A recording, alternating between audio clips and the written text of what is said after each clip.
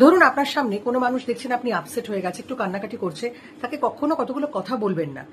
এটাতে না একটা মানে অন্যরকম কষ্ট তার হয়, এবং আপনার মধ্যে যে মনুষ্যত্ব বোধ নেই সেটাও তাকে এটা বোঝায় আর কি।